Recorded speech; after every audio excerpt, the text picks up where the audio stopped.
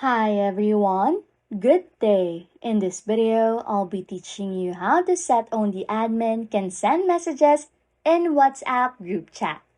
Okay, first things first, on the chat page, you want to click on new group. Then, add the contacts you want to the group and name your group chat.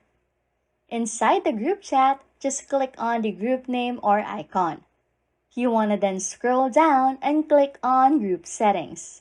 In here, just disable participants can edit group settings. Toggle off also the participants can send messages to stop allowing your group members in sending their message.